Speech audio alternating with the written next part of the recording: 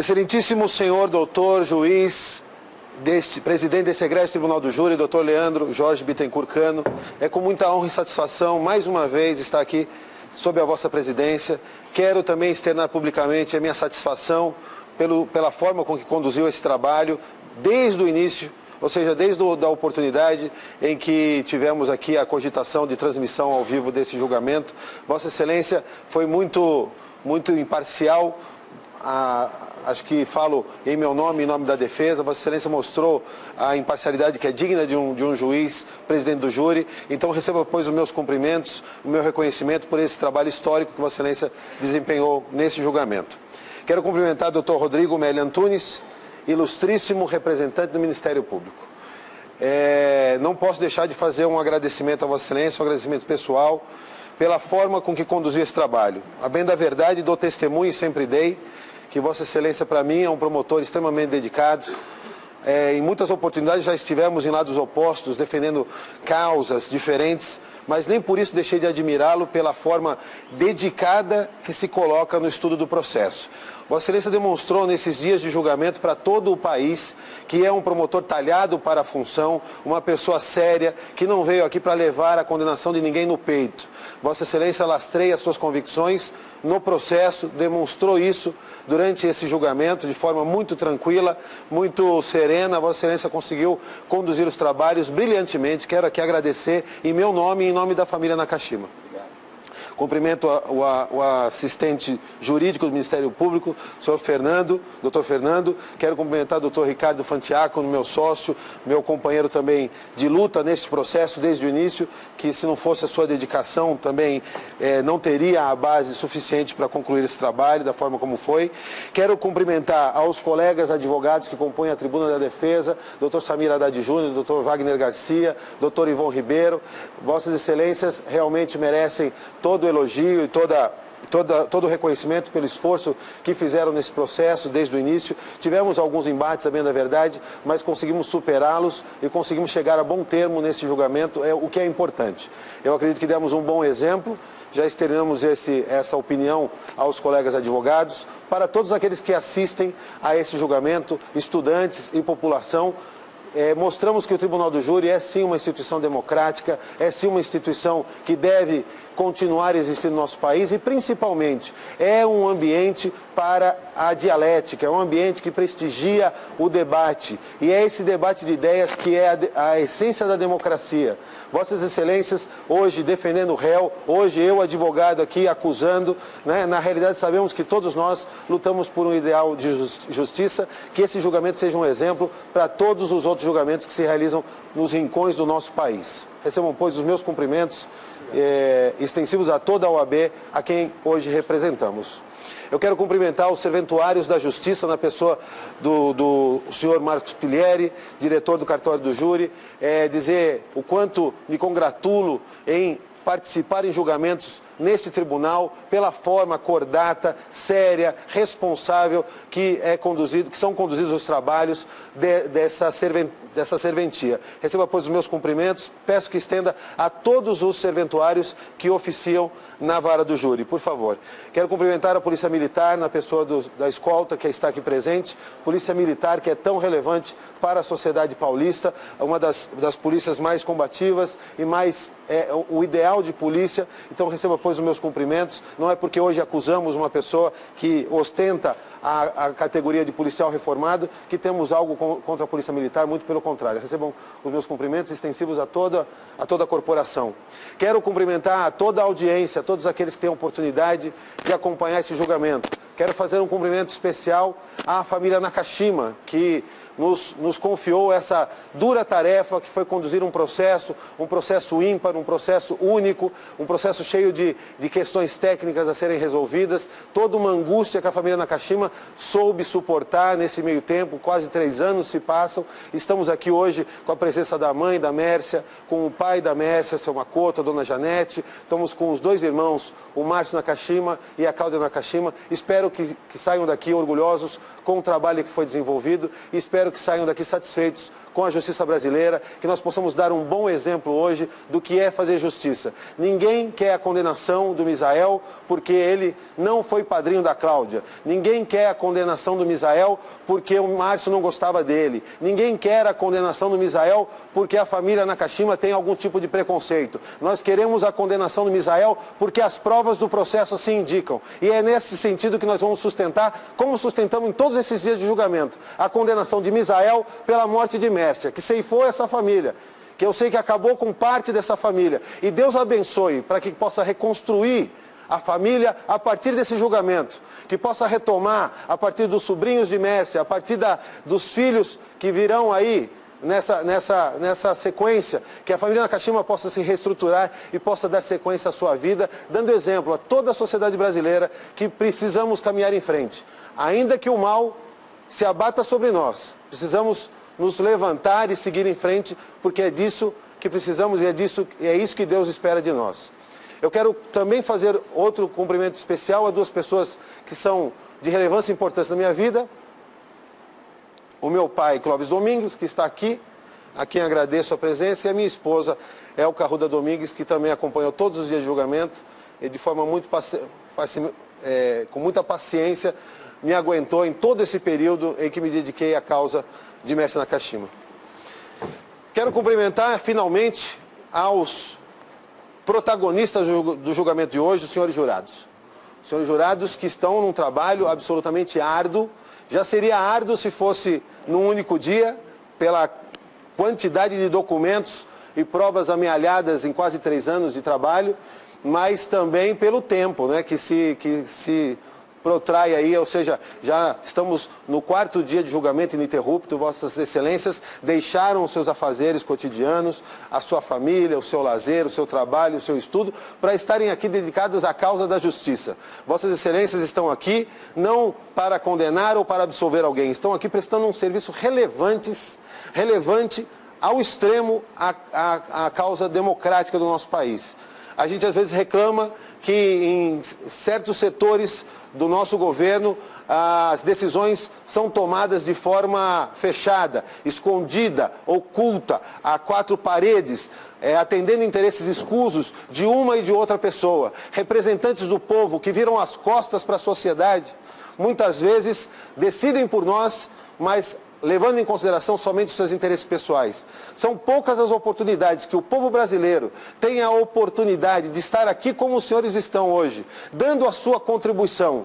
Levem esse exemplo, não por terem participado do caso da Mércia Nakashima, mas por terem participado da instituição Tribunal do Júri. Levem essa notícia a todos os rincões do nosso país, a importância da manutenção do Tribunal do Júri. Oxalá o Tribunal do Júri não fique só para julgar crimes dolosos contra a vida, que se amplie a competência do Tribunal do Júri, que outros crimes graves que assolam a sociedade brasileira sejam também julgados no Tribunal do Júri. É um reclamo da sociedade, a sociedade deve participar. Em momento de tamanha descrença nas instituições, no momento em que a impunidade é a palavra de ordem, no momento em que nos sentimos inseguros, é muito importante que a sociedade participe, entenda as instituições democráticas, entenda as instituições jurídicas, que compreenda os direitos do acusado, mas também compreenda os direitos da vítima, os direitos da sociedade, que possamos dar esta contribuição.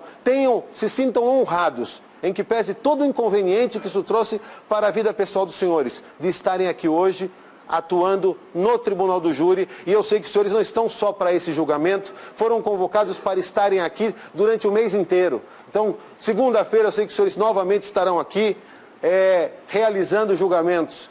Eu agradeço como cidadão guarulhense que sou, como também meu pai pela contribuição que os senhores dão à sociedade guarulhense. Esse caso ficou em Guarulhos, e não foi à toa que ficou em Guarulhos. Muitos me questionaram, inclusive na comunidade jurídica da que faço parte. Por que esse caso não foi para Nazaré se a vítima morreu afogada? Essa questão é uma questão eminentemente técnica que foi analisada por todas as instâncias da nossa justiça brasileira. E finalmente o Supremo Tribunal Federal botou uma parte cal nesse assunto. Ou seja, a sociedade guarulhense é a mais indicada para analisar o caso Mersa Nakashima. Foi ali que ocorreu praticamente todas as consequências do crime, todas as figuras envolvidas no crime, desde vítima, réus, desde das testemunhas, na sua grande parte, aqui residem ou aqui têm as suas atividades. Ou seja, aqui repercutiu o crime e aqui deveria ser julgado e está sendo julgado com muita razão. O artigo tão referido pela defesa, ele estabelece uma regra, mas a regra admite exceções, como o próprio artigo diz. Diz, em regra, a competência será do local onde o crime é consumado, admitindo já, de antemão, a possibilidade de uma exceção. Primeira resposta. Segunda, a sociedade guarulhense já está comovida com o caso, já o réu está condenado. Pudemos testemunhar nesse julgamento, e me honro muito de participar nesse julgamento, eu que, na maioria das minhas atuações, em 95% ou mais das minhas atuações, eu atuo como defensor. Eu atuo naquela bancada onde estão os meus 3 colegas hoje, Dr. Ivon, Dr. Wagner e Dr. Samir. Com muito orgulho eu assumi essa causa como assistente de acusação e não virei a casaca. Eu estou defendendo uma família que foi violentada, que foi agredida e que teve um ente querido retirado do seu convívio. Defendo esta causa com muita honra e satisfação. E me congratulo em saber que esse julgamento está sendo conduzido com base em provas técnicas. Um julgamento que ninguém, nesse país, absolutamente ninguém, vai poder dizer que o réu foi condenado pela imprensa. Ninguém vai poder dizer que o réu foi execrado pela imprensa e por isso que ele foi condenado hoje. Mostramos nesses 4 dias de julgamento, ponto a ponto, a responsabilidade do acusado. O acusado teve todas as oportunidades de defesa. Seus advogados atuam na causa praticamente desde o início. Desde o início sabiam das acusações, desde o início sabiam das provas. Puderam contestá-las, puderam refutá-las, mas optaram em aceitá-las, em se calarem e hoje virem questionar. Mas não buscaram um assistente técnico, não buscaram questionamentos sérios, fizeram ilações e não ficaram as ilações restritas ao processo. Se ficassem restritas às provas, eu não estaria aqui falando disso. Mas as ilações foram lançadas sobre a honra da família Nakashima. As ilações foram lançadas sobre a vítima, sem respaldo em provas. Por óbvio que a vida da vítima, a conduta da vítima, pode vir a influenciar a conduta do acusado. Eu não tenho dúvidas. Quantos e quantos julgamentos já não fiz em que apontei a conduta da vítima, mas nunca me pautei em boatos, ou em ilações, ou em colocações levianas para fazer afirmações contra a vítima. Sempre me pautei em depoimentos, em provas do processo. É assim que deve se pautar a defesa. A defesa não deve passar certos limites. A defesa não pode agir só com a emoção, tem que agir com a razão. O que se espera do profissional é o profissionalismo. Ao ventilar certos comentários na imprensa sobre a conduta da vítima, isso, na realidade, foi uma cortina de fumaça que a defesa quis fazer. É legítimo o trabalho da defesa na busca de plantar no processo a dúvida. É legítimo o trabalho da defesa de apontar os erros da investigação. Mas não pode fazer isso de forma vazia. Tem de fazer isso de forma escorreita, leal, ética. Disse no primeiro dia de julgamento que esperava que esse julgamento fosse ético e fosse leal. A bem da verdade, acredito que os defensores tiveram uma atuação muito importante nesse processo. Nesse julgamento, garantiram ao réu a plenitude de defesa. Um dos direitos mais sagrados, e que quem me conhece sabe o quanto defendo.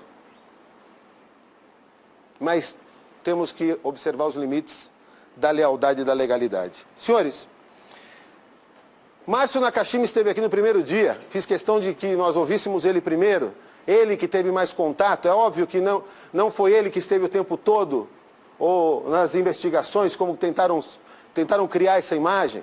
Como tentaram criar a imagem que houve um pedido de retirada do delegado da investigação. Isso não procede. A insatisfação que houve da família Nakashima para com o delegado não foi acerca da investigação. Houve sim um choque lá no início, antes do encontro de Mércia e no dia do encontro de Mércia, por uma questão óbvia. A família queria encontrar Mércia viva. A família acreditava até o último momento que Mércia estaria viva.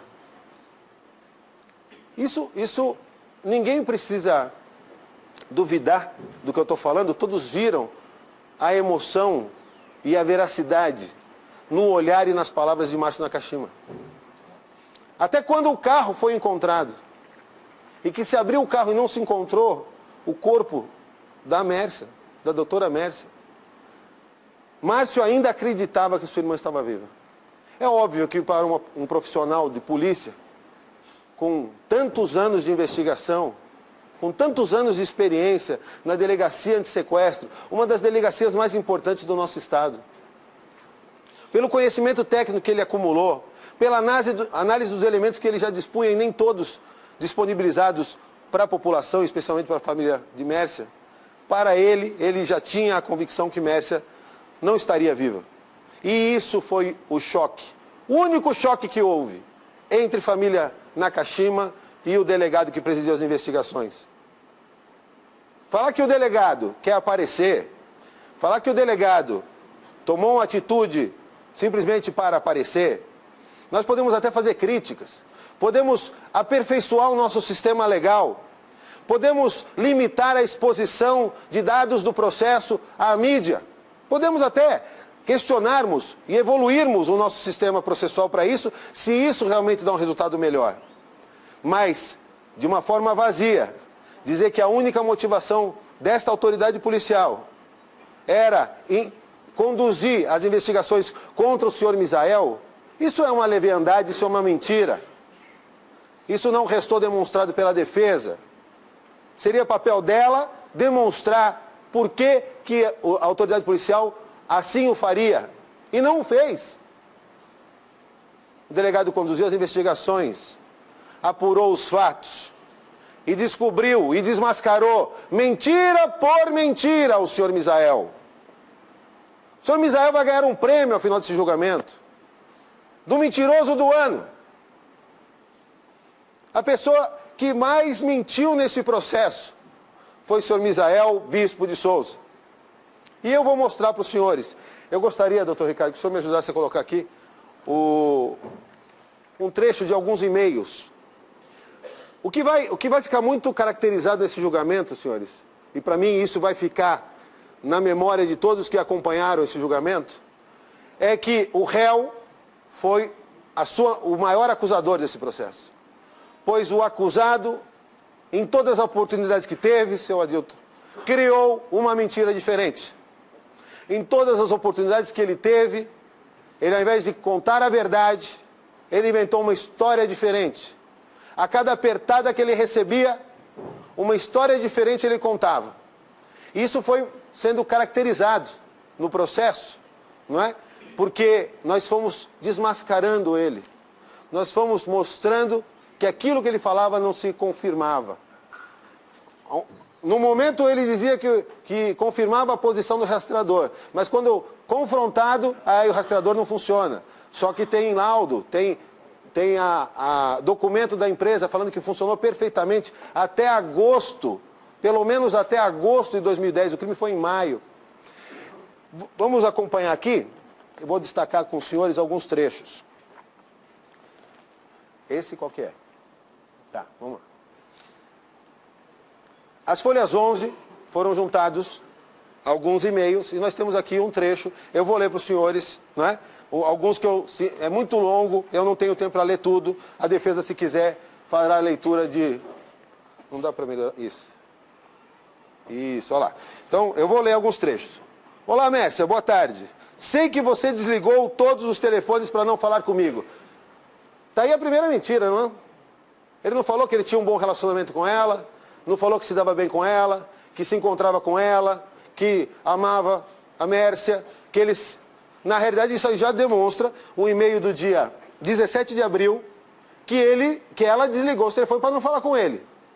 Confirmando o que a família de Mércia disse todo o tempo, o que Márcio veio aqui e disse aos senhores. Que Mércia trocou telefones, que Mércia evitava Misael e que Misael a perseguia. Mas vamos à frente, mais para baixo. É que eu não posso marcar, mas eu vou ler um trecho mais para baixo, a defesa está acompanhando qualquer... Só estou colocando aí na tela para que vocês possam saber de onde eu estou tirando. Mais para baixo ele fala assim, pois chega de descaso. Você não decide nada, e assim o tempo vai passando. O ano vai acabando, em abril, hein? O ano vai acabando, embora ainda estejamos em abril. E não quero passar mais um final de ano como o que passei em 2009, sozinho por aí. Muito bem, até aí não tem problema, não é? Mas para baixo ele fala, tenho minhas dúvidas que estava doente. Foi por isso que eu perguntei para o senhor Márcio. A sua irmã ficou doente no mês de abril? Ficou muito mal. Inclusive a dona Janete falou, olha, já pensou se eu perdesse a minha filha aqui? Porque ela foi internada, teve um problema de infecção renal muito grave no mês de abril. E ele começou a duvidar que ela estivesse doente. Se estivesse doente de verdade, não estaria passeando, não é mesmo? Então ele está deduzindo, talvez por estar perseguindo ela, que ela estaria passeando e não estaria doente. Mais para baixo. Se for para ficar me fazendo de idiota, olha a expressão. Se for para ficar me fazendo de idiota, achando que me tem na hora que quer, só porque eu gostava muito de você, até concordo que gostava muito de você, mas tudo tem limite e o meu já deu. Em abril. E o meu já deu. Suas dissimulações, achando que sou idiota, mas até pareço um idiota, mas não sou nada disso. Imagine o que fui e o que sou hoje. Poucos fazem o que faço e o que já fiz neste mundo de meu Deus. Então não sou idiota coisa alguma. Percebe isso? Isso, exatamente. Obrigado, Ricardo. Por isso resolvi acabar com essa situação de uma vez por todas. Mais para frente ele fala o seguinte, mas qualquer hora as suas mentiras e dissimulações serão desmascaradas. Só preciso criar coragem para isso. Mais para frente. Se você não tivesse sido e continua sendo covarde comigo, as coisas seriam tudo diferente. É óbvio, se ela continuasse sendo a mulherzinha dele, tudo seria diferente. Mas ela não quis mais ser a mulherzinha dele. Pois não, pois não. Aí o senhor estava lendo, né? Resolvi acabar com essa situação de uma vez por toda. Eu não sei se o senhor leu, e tudo o que quero é que você seja muito feliz, mas bem muito longe bem. de mim. Ok, eu falei que eu ia ler trechos e depois a defesa, obviamente, poderá contestar. Valeu. Mas qualquer hora, muito bem, mais para baixo ele fala assim, acho melhor mantermos distância um do outro, pois já cansei de ser tirado como idiota. Chega. Quero me livrar dessa situação de uma vez por todas, pois não nasci para sofrer. Outro trecho. Lhe mandei uma carta e você sequer leu. Aquela carta, sequer leu aquela carta. Fingiu que não viu, ou seja, me ignora a todo tempo. Então agora nem precisa me ignorar mais. Tá, querida? Para mim, cansei de verdade do fundo do meu coração. Mais para frente. Me dei conta que você não merece mais o meu amor. E aí ele, no final desse e-mail, ele ali, ó, segue abaixo a mesma carta que você ignorou. Ou seja, ele faz a referência que ela ignorou a carta e mandou outra. Só que nesse dia que ele mandou o e-mail para ela ignorou ele porque ela estava internada no hospital. E aí, olha a carta, o teor carinhoso da carta. Olá, tudo bem? Bom dia, leia com calma, por favor. Aí, não queria mais ficar falando de nós dois, pois acho que, como você mesma disse, não temos mais nada a falar um para o outro. Olha aí, a Mércia botou um ponto final. A Mércia falou, espera um pouquinho, nós não vamos reatar. Entenda isso. E a gente está vendo como ele está entendendo isso. Mais para baixo. Mas posso lhe dizer que hoje fico pensando certas coisas e me leva a chegar em certas conclusões, principalmente nos últimos tempos. A forma que você vinha me tratando, o tempo todo com desprezo e até mesmo mentindo para mim. Enfim, não precisava se esconder nada de mim. Mais para baixo. Na hora que aparecer alguém na sua vida, você fará de conta que eu nunca existi para você. Mais para baixo. Confesso a você, se hoje você pensasse, ele escreveu, mas se você pensasse igual a mim, tudo seria maravilhoso em nossas vidas. Ou seja, vai dar tudo certo se você fizer o que eu quero, se pensar do jeito que eu penso, se você for minha namorada, tá tudo beleza. Isso é um comportamento nitidamente possessivo. Uma pessoa que não aceita a rejeição, não aceita um rompimento. Levando em consideração que eles já haviam rompido em setembro de 2009. E em setembro ela mudou às pressas. Isso está aqui caracterizado nos e-mails também. Mais para baixo. Você sempre se preocupou em me esconder suas coisas. Às vezes até mente para mim. Quando saímos, dizendo que vai levar mãe ao médico. Às 9h30, sendo que às 9h30 estava na net. Para que isso? Então, isso mostra que ele fica controlando ela. Ou pelo menos pensa que está controlando. Dentro da cabeça dele, dentro da psique dele, ela está fazendo isso tudo para evitar ele ou para humilhar a ele. Mais para baixo. Não podia ter jogado quem te amava tanto fora. Não podia ter jogado quem te amava tanto fora. Você sabe que eu gostava muito de seu irmão. Olha isso aqui. Ele falou ontem aqui, mais uma mentira dele. O que ele falou aqui ontem? Que em dezembro de 2005, quando o Márcio descobriu, parece que foi na virada do ano, que eles estavam namorando, o Márcio virou as costas para ele, não teve mais relação com ele, não é? Muito bem, olha o que ele fala. Pois você sabe, é ele que está falando, hein, gente? Não é a Mércia, não sou eu, não é o Márcio. Quem está falando é o senhor Misael Bispo. Como eu disse, ele tem o hábito de atirar no próprio pé. E ele fez esse processo o tempo inteiro, atirar no próprio pé. Você sabe que eu gostava muito de seu irmão. Ele para mim era como se fosse meu irmão. E lhe falava sempre que ele ia ganhar o irmão que ele não teve. Você lembra? Não lembra? Tudo bem. Hoje eu levo a você, agora é o ápice do e-mail, e vocês vão ver aqui algumas coisas que realmente explicam por que a Mércia morreu. Obviamente que ela merecia. Vamos ver aqui? Hoje levo a você alguns trechos abaixo que talvez não imaginou que ia me magoar tanto, mas magoou muito. Vamos ver o que ela fez para ele. Aí ele elenca, pode descer, 11 situações. Tá lá, ó. Eu vou ler um trecho de cada que é muito longo. No ano de 2008, após a derrota nas eleições, que ele concorreu a vereador e perdeu, após a derrota nas eleições, antes mesmo de 30 dias da derrota nas urnas, você terminou comigo. Me fala qual que é a relação, ou qual que é a obrigação, se há algum vínculo de estabilidade para ele ficar com ela porque ele perdeu a eleição. Qual é a obrigação que uma pessoa teria de manter um relacionamento com a outra, independente de ter ganho ou perdido uma eleição? Nenhum. Na cabeça dele existe uma lógica. Uma lógica que não é a nossa lógica. É a lógica da cabeça dele. É a mesma lógica que faz ele mentir compulsivamente, descaradamente, friamente. Porque para ele, a responsabilidade não é dele. A responsabilidade é do outro. Se ela morreu na represa com um tiro na cabeça, a culpa é dela que estava na frente da arma que eu estava portando. Ele vai chegar a esse ponto, como disse ontem, não é? Que o sapato, que agora ele admitiu que o sapato tem alga, ele falou, mas eles pegaram o sapato e levaram o sapato na represa. Olha a explicação que ele dá, na mente doentia que ele tem. Ele distorce a verdade para tentar se encaixar na verdade que a mente dele criou. E aí vai a explicação para todo mundo que me perguntou, mas doutor, por que ele não confessou? Por que ele nega até o fim? Porque essa é uma psicopatia que ele tem.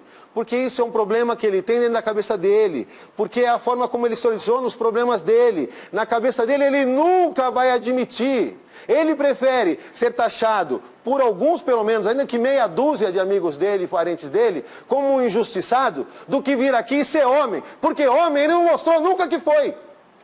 Ontem ele admitiu que era um covarde, um mentiroso. Ele ingressou na Polícia Militar do Estado de São Paulo, Polícia Militar de homens valorosos, homens corajosos, que dão o peito, vão de peito aberto atender as ocorrências, que morrem baleados. Ele confessou que ele entrou, mas na realidade ele tinha medo. Então ele foi trabalhar interno na polícia. Que mentiroso, que mentira deslavada. O delegado veio aqui e falou o pavão que ele era, quando ele estava em liberdade. Quando ele foi lá na delegacia em liberdade. Quando ele veio aqui prestar o depoimento em liberdade. Que eu perguntei para ele, o senhor tinha porte de arma? Uma pergunta calma, ele falou assim, eu falei assim, o senhor conhece o Estatuto do Desarmamento? Ele falou assim, conheço, fui seu aluno. Olha as ironias do destino. Ele disse que foi meu aluno, eu não lembro. Eu não lembro. Mas certamente, eu disse para ele na hora, eu falei, só que tem coisa que a gente ensina e o aluno não aprende.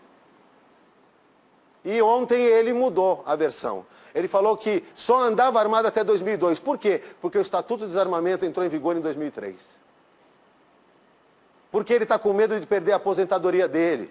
Porque ele veio aqui em juízo e admitiu que atira muito bem, perfeitamente. Aí nós fomos para a imprensa, nós fomos na corregedoria. Existe um procedimento administrativo contra ele para caçar essa aposentadoria absurda. Porque para advogar ele pode. Para matar os outros ele tem capacidade. Mas para ser policial, como ele assumiu que seria, como os cofres públicos pagam. Ele é covarde, confessadamente.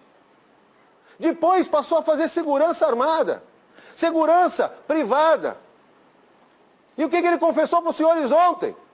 Que teve um roubo na feira, ele entrou no carro dele, ó, e fugiu. Mais uma vez. Covarde. Alguém acha, alguém tem a ilusão que esse covarde aqui vai chegar perante os senhores e vai admitir que cometeu esse crime bárbaro? Não vai admitir, nem até a morte esse cara vai negar. Isso não deve abalar a convicção dos senhores. A prova técnica ela é irrefutável. O coloca na cena do crime, o tira da cena onde ele diz que estava. Não é a questão, não tem a prostituta. Não tem nada nesse processo do que ele disse, tudo é mentira. Mas eu continuo aqui, senhores. Ele estava elencando, não é? Ele, no item 2, ele coloca, em 2009, em setembro, inventou uma história de traição para terminar comigo. Ele não disse para os senhores que ele nunca traiu a Mércia? A Mércia achava que ele traía. Ele próprio narra isso aqui. 3. Após terminar, logo de imediato, fechou o escritório. Olha aqui. Lembra que a família falou? O que o Márcio Nakashima veio aqui e disse? O que o Márcio Nakashima disse? A minha irmã ligou às pressas, num sábado, todo mundo saiu correndo para ajudar ela a mudar. Alguma coisa tem, não é isso? Aí vem aqui. Se não fosse com o Misael o problema, vamos fazer o seguinte raciocínio. Se não fosse o problema com o Misael, o que seria o natural? Ela mudou às pressas, mas ela avisou o Misael. Se não no sábado, liga na segunda-feira. Misael, se você for lá, a gente tem alguns processos de andamento e tal, aconteceu alguma coisa, fui ameaçado por um cliente, tive que sair de lá.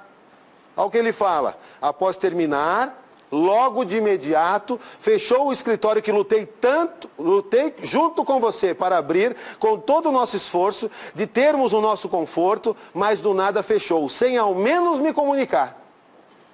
Por que será que ela fechou o escritório sem comunicar ele? O sócio, o querido, o amigo, Misael. Poxa vida, nem convidou ele para a inauguração do escritório novo? Tem muito. No item 5 ele fala assim, além disso, olha aqui o motivo de mágoa desse homem, narrado num e-mail para sua ex-namorada. Além disso, tive uma audiência em São Paulo, olha, vocês vão morrer de dó. Alguns podem até verter lágrimas. Tive uma audiência em São Paulo um certo dia e me disse que ia me levar. Mas faltando menos de 2 horas para a audiência, manda uma mensagem dizendo que não ia me pegar no Tatuapé porque o pneu furou. Gente, Como que ela pôde deixar o pneu do carro dela furar? Que absurdo isso. Se ela tinha se comprometido, isso é muito importante. Isso é motivo para matar. Realmente, ela merecia morrer, porque ela deixou o pneu dela furar. E ela não levou ele para a audiência. Mas vai mais para frente. Ele fala assim, embora arrumou rápido o pneu, ironizando, mas não quis saber de nada em me auxiliar, que tive que voltar a pé do Tatuapé até a Vila Maria, com o note nas mãos, pasta de trabalho e usando terno. Num calorão insuportável até chegar num ponto, após mais de 6 quilômetros andando a pé. Gente, não tinha ônibus no Tatuapé? 6 quilômetros andando a pé para vir até a minha casa, pegar moto para ir na audiência. Até que consegui chegar em casa e lá no fórum, em cima da hora, vendo a hora de morrer atropelado na Dutra ou até mesmo na Marginal. Olha, eu estou mostrando isso para os senhores, para mostrar para os senhores como funciona a cabecinha dele. Por que que ele nega dessa cara deslavada que ele tem? É essa cabecinha dele que fez ele ir lá, ó, e matar a Mércia Nakashima. É esse o raciocínio desse psicopata. Por isso que ele matou Mércia. Não porque a Mércia deu causa, porque na cabeça dele havia uma causa. Mais pra frente ainda no mesmo item. Mas muito obrigado por ter agido assim. São esses atos que me levaram à conclusão que você nunca me amou. E criei coragem de enfrentar essa despedida.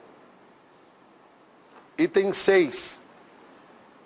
Te ligava e nunca me atendia. E como, por exemplo, o dia em que fui no 6º DP. Aqui, ó, para dizer para os senhores, como a família tem razão.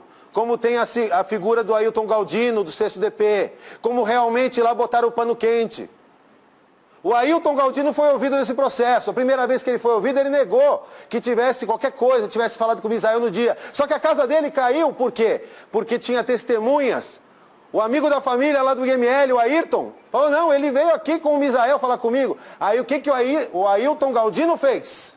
Voltou e retificou a sua declaração. Desmascarado que foi. Mentiroso outro mentiroso. A favor da criminalidade, a favor desse marginal. Porque não vai falar que é porque é um amigo. Porque ainda que seja um amigo, mentir para a polícia, num caso tão grave de desaparecimento de uma pessoa tão maravilhosa como foi a doutora Mércia, que em 3 anos eu não ouvi uma pessoa falar mal dela, não chegou ao meu ouvido uma notícia desagradável com relação a ela. E a defesa está aí, a todo esse tempo, poderia ter captado todas as informações, poderia ter colocado todos os podres da doutora Mércia no processo. E não existe um podre, a não ser as ilações levianas levantadas pelas costas na imprensa. Mas, me lembro do dia em que fui até sua casa te levar coisas que trouxe da Bahia. E você pediu para o guarda ir atrás de mim para impedir minha entrada na sua casa. Não era para eu subir. Aquele dia me senti um lixo dos lixos. Ser humilhado assim ninguém merece. Lembra o que o Márcio Nakashima falou? Que ele foi proibido de entrar na casa dela? Está aqui, ó. Misael admitiu que é verdadeiro. E ele se sentiu o lixo dos lixos. Senhores, tem muito mais, mas os senhores sabem que o tempo ele é curto. Então eu vou continuar falando de outros aspectos. Ele nega que perseguia a Mércia Nakashima. Ele nega. Foi ouvida as folhas 59 dos autos, a Silmara, que eu perguntei para o senhor Márcio no primeiro dia. Silmara era amiga da Mércia? Era muito amiga, elas estudaram juntos na faculdade. Então ela poderia ter confidenciado? Sim, lógico, eles tinham uma relação ótima. As folhas 59 dos autos, Silmara fala o seguinte. Às vezes, aqui... eventualmente encontrava a Mércia no fórum, porém percebia que Bispo estava sempre ao lado, não desgrudando, entre aspas. 1 minuto sequer. Nas poucas vezes em que conversavam sozinhas, Mércia queixava-se que o mesmo era possessivo e ciumento, tanto com homem quanto com mulher. Em novembro de 2009, a depoente ficara sabendo que Mércia terminara o relacionamento com o bispo. Porém, este começou a persegui-la, principalmente por telefone, ao que soube, segundo o relato de Mércia. Segundo o relato de Mércia. Mércia falou para Silmara que estava sendo perseguida por Misael, especialmente por telefone. Bispo chegou a ligar, certo dia, umas 40 vezes. Todas ligações sem ser atendido. Das mentiras do Sr. Misael, eu destaquei só 19. E explico por que 19. Porque 19 é o número de vezes que ele falou com o Evandro no dia que ele matou Mércia. 19 vezes, como o promotor já destacou. Nem com a minha esposa, e nem ele com a esposa dele, nem com os meus filhos, nem com o meu sócio que trabalha todo dia. Nem com ninguém. Eu falo 19 vezes num dia. A não ser que eu esteja no meio de uma crise, ou que eu esteja no meio de um planejamento, esteja no meio de uma negociação, ou como ele no meio de um assassinato. Ele falou 19 vezes com o Evandro, e por isso eu destaco 19 mentiras do Misael. E guardem na cabeça dos senhores o número 19. Primeiro, ele falou: quero ser julgado por mulheres, só por mulheres. Mentira! Seus advogados rejeitaram 3 mulheres. Logo de início. Segunda mentira. Márcio não aceitava o relacionamento por ele ser divorciado, por ter uma filha, ser de cor parda e portar deficiência. Mentira! Mais uma vez, é a lógica do psicopata. Márcio também tem filho fora de casamento. Márcio disse aqui, abriu a sua intimidade, a mãe de seu filho é mais escura que Misael. Da onde vem o preconceito? Os senhores viram familiares de Mércia aqui essa semana? Pessoas mais escuras que Misael. Uma família que tem a mistura do oriental, do japonês, com o brasileiro, com o negro. Uma família eclética, uma família nitidamente brasileira. Ninguém tem preconceito com ele. Quem tem preconceito com ele é ele próprio. É ele que não aceita a família dele. É ele que não aceita o trabalho na roça. É ele que se acha mais do que ele é. Disse que nunca pediu ajuda para reatar. Mentira! Mostrei para os senhores o depoimento da Silmara. Quinta, disse que antes desses últimos encontros, de dia 21 e 22 de maio, porque a casa já estava caindo, então ele falou: olha, nunca... Fazia um mês que não via Mércia. Mentira! O rastreador apontou que no dia 16 ele saiu com Mércia. Levou Mércia a um motel. Isso foi demonstrado no rastreador, nas ligações de celular. Que ele ia com a Mércia e depois ligava para o Evandro. Aqui eu quero fazer um parênteses. Mas por que Mércia se relacionava com ele? Não sei. Eu não sei. Me digam os senhores. Ela gostou dele. Márcio veio aqui e admitiu. Teve um relacionamento com ele por 4 anos. Foi perseguida. Teve brigas. Mas ela acreditou. Por que a mulher faz isso? Por que a mulher acredita? Por que a mulher confia? Será que é o instinto maternal da mulher? Será que a mulher acredita que a pessoa vai se recuperar? Que a pessoa vai melhorar? Que a pessoa não vai bater mais? Que ela não vai agredir mais? Será que é por isso que a cada hora, praticamente, uma mulher é morta no nosso país? Será que é por isso? Essa característica do excesso de confiança que a mulher deposita no relacionamento? O que levou Mércia a sair com ele, eu não sei. Se ele era bom de cama, se ele ameaçava ela, eu não sei. Eu não estava lá. Não vou ser leviano de inventar. Mas isso não vem ao caso. Ou vem. Se alguma das senhoras ou alguma das irmãs dos senhores estivessem nessa situação, mereceriam a morte? Mereceriam uma execução? A sangue frio? Com tiro na cara? É isso que os senhores pensam? Onde vivemos que uma pessoa toma posse da outra? Que uma pessoa se sente a dona da outra? Senhores, ele disse mais. Ele negou perseguir Mércia. Isso foi demonstrado que é mentira. Ele ia sempre lá no escritório, lá em Cumbica, na rua Biara. Quando perguntado o que ele ia fazer lá, ele não falou assim, não, eu ia lá porque tinha processo em comum. Não, ele falou que ia visitar outras pessoas. Mentira! Ele ia atrás dela. Obrigado, excelência. 7. Disse que a filha de 21 anos foi fruto de um relacionamento rápido. Misael disse que a filha dele, de 21 anos, foi fruto de um relacionamento rápido. Mentira! O irmão dele, Adão, depois nos autos, disse que ele casou na igreja. Se bobear, até bígamo ele era, porque aqui ele casou de novo. Ele casou na igreja na Bahia. Largou lá a mulher e o filho. A filha. 8. Disse que não tinha passado na rua Canguçu, que é a rua que você passa e você avista à frente da casa da avó de Mércia, local onde ela estava almoçando. Ele passou para ver se ela estava lá, como ele fazia na frente da casa da Mércia, que morava com o pai. Mais uma mentira. 9. Disse que estava com a garota de programa parada no Hospital Geral, entre as 18h42 e as 22h12. Mentira! O seu rastreador lhe desmentiu juntamente com os seus telefones celulares. 10. Disse que nunca andou no carro de Evandro. Mentira! Foi desmentido por Evandro, que disse que no dia do crime deixou Evandro ali perto da prefeitura, e ali na mansão Danças, os senhores que são guarulhenses talvez conheçam, em frente à igreja do Cocaia, deixou ali e foi ver onde Mércia estava. Foi desmentido, mentira. Disse que não usava boné.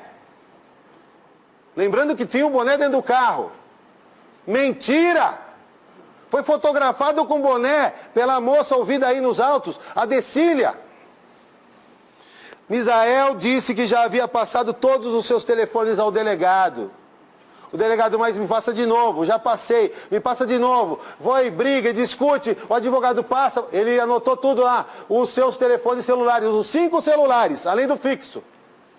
5 celulares. Aí o delegado falou, são esses? E o outro? Aquele que não está no seu nome. E aí mostrou para ele que ele usou no dia do crime um 6º celular, que coincidentemente, como todas as coincidências desse processo, deixou de ser usado exatamente no dia 23 de maio. Nunca mais foi utilizado. Ele não apresentou. Por quê? Certamente ele jogou fora. Certamente ele descartou para se livrar dos vestígios. Como ele jogou fora a arma do crime. Como ele trocou de roupa antes de entrar no seu carro, para não deixar vestígios. Ele é um ex-policial militar, ele trabalhava com segurança, ele premeditou esse crime. Os senhores acham que ele ia deixar vestígios? Só que ele não contava com a capacidade do Instituto de Criminalística do Estado de São Paulo. Ele não contava com o gabarito do promotor que atuou nesse processo. Ele não acreditava que a família Nakashima teria a coragem que teve de enfrentá-lo cara a cara. Doa quem doer. Porque querem a justiça. E não vão se curvar por ameaças ou por qualquer temor às suas vidas. Porque a vida deles perdeu parte do sentido com a morte de Mércia. Disse Misael que o telefone foi adquirido para falar com Mércia. Porque ela tinha, da operadora Oi. Mentira de novo! Ele já tinha o telefone da Oi. E nesse telefone frio, não ligava para Mércia Nakashima. 15ª, Misael disse que o matadouro era distante da represa uns 10 quilômetros. Disse ontem aqui para os senhores, o André, dono do matadouro, foi ouvido nesse processo. O que ele disse, o seu André? Que o matadouro fica próximo. Ele fala aqui, olha, senhores, e informa que o churrasco foi patrocinado por Misael. Afirma que a residência do depoente é bastante próxima. Não é próxima, é bastante próxima do local onde o carro e o corpo da Mércia foram encontrados. Está aqui, folhas 450 dos autos. Mentira de novo. 16ª, que o seu rastreador estava com defeito. Mentira, a empresa mandou um documento para o processo mostrando que o rastreador funcionava. 17ª, Misael disse que não usava armas. Não precisa nem falar, né? Mentira! Mentira esfarrapada. Veio dizer para os senhores que as armas tinham até teia no cano, que às vezes ele perdia as armas dentro da sua casa e ele ficava preocupado porque ele tinha que dar conta delas. Mentira, deslavada. 18ª mentira, Misael havia dito que teria pego a garota de programa na alça de acesso. Aí quando confrontado que ali é um lugar impossível de você parar e pegar alguém, ninguém acredita. Ontem ele inventou uma nova versão. Ele pegou, depois que ele desceu, fez a volta, desceu no Secap. Bem, quem mora no Secap que sabe que lá não é ponto de prostituição. Quis denegrir, quis eivar, quis enlambinhar, como quis fazer com Mércia, o bairro do Secap. Só que lá não é ponto de prostituição e nem à frente do hospital é ponto de namoro. Muito menos ao horário que ele parou lá. Mas pior, olha a história deslavada. Ele está vindo com o carrinho dele, a moça olha para trás, ele dá um farol, ela sorri para ele, não é? Aí ela reconheceu ele, né, o Brad Pitt, aí encostou, falou, e aí, você é garoto de programa? Ah, mais ou menos. Aí então sobe aí. Aí fica com ela 4 horas, paga R$20. O programa mais barato da história do Brasil. O sindicato das prostitutas tem que tomar uma providência. Ela cobrou R$5 por hora. Mentira deslavada do senhor Misael. 19ª e última que eu vou falar. Misael disse que não havia discussão acerca de honorários. Senhores, nos e-mails... Quanto tempo eu tenho, Ricardo? 4 minutos. Então vamos lá. Deixa eu ver se eu me acho aqui, que são muitas informações. Olha o que Mércia fala às folhas 11 dos autos. Vocês tirem as suas conclusões. Bom dia. Folhas 11. Bom dia. Em primeiro lugar, de fato eu estava doente, desmentindo que a desconfiança dele. E por tal motivo não atendi sua ligação, pois naquele momento já estava hospitalizada. Pois quando saí do fórum ia resolver algumas coisas no posto fiscal, sobre o inventário da Maria. Mas sequer consegui chegar no local. Então fui para o médico e por lá fiquei. Não só fiquei, como passei alguns dias por lá. Com tudo isso, meu celular, que já estava descarregando a bateria, acabou. E fiquei por uns bons dias sem ter como recarregá-lo. Mas na cabeça doentia dele, ela estava enganando ele. Como ele achou que ela estava traindo ele com o Dr. Álvaro. Olha, você se enganou, Misael. O Dr. Álvaro estava lá a serviço. Foi pedir para fazer uma audiência. Aí vem aqui, a Mércia desmentindo. A Mércia que não está aqui para se defender hoje, mas ela deixou aqui os e-mails. Além do senhor Misael, a Mércia também atua nesse processo para incriminá-lo. Mas vamos à realidade. Está escrito aqui, não sei o que estou falando. Mas vamos à realidade. Nunca deixei de lhe repassar nenhum valor que de fato lhe pertencia. Ao contrário de você. Está escrito aqui? Ao contrário de você. Que sempre que pode, fez e faz isso. Não é mesmo? Quanto aos honorários do Robson, nenhum prejuízo ou gasto você teve. Simplesmente não quer me repassar o dinheiro que me pertence. Quanto aos honorários da Amélia Watanabe, estou aguardando também você repassar minha parte. Tem ainda o processo do Gabriel, que você recebeu integralmente e também não me repassou os honorários. E por aí vai! Extrato do seu Misael. No dia 13 de maio. Essa conversa foi dia 6 de maio. Não, essa conversa foi 29 de abril. Dia 6 de maio tem outro. Na réplica eu mostro para os senhores. Dia 13 de maio. 2 movimentações bastante suspeitas na conta do Misael. Ele recebe a quantia, no dia 13 de maio, de um motivo bem grande para, na cabeça dele, ele matar a Mércia Nakashima. Porque só na cabeça de um psicopata, isso é motivo para matar uma pessoa. Mas aqui, dia 13 de maio, ele recebe um pagamento, um depósito, 78.020, mais um de R$1.000, mais outro de R$1.000, mais outro de R$1.000, mais outro de R$8.300.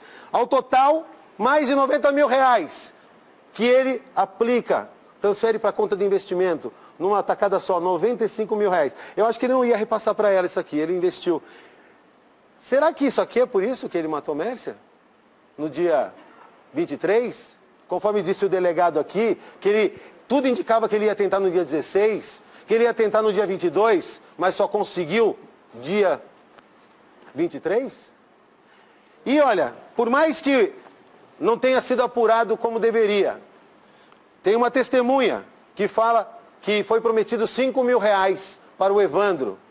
O Evandro, segundo o Misael, estava devendo para ele 4 mil e tanto. Ele falou ontem aqui para os senhores.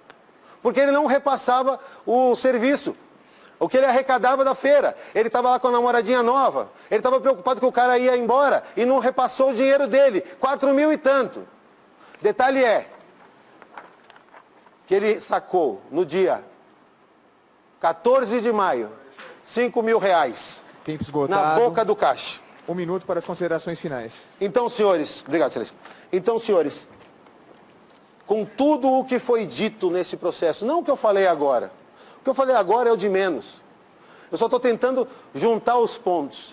Mas o que os senhores ouviram nesses 4 dias, eu tenho certeza que ninguém que acompanhou esse julgamento, e nenhum dos senhores tem dúvida, uma dúvida sequer, de que Misael Bispo de Souza é o culpado pela morte covarde da doutora Mércia Nakashima. Peço aos senhores na sala secreta, condenem ele pelo homicídio e pelas qualificadoras, todas elas elencadas na pronúncia. O motivo torpe, o meio cruel e o recurso que impossibilitou a defesa de Mércia Nakashima. Muito obrigado, senhores. Obrigado, excelência. Faremos uma suspensão dos trabalhos.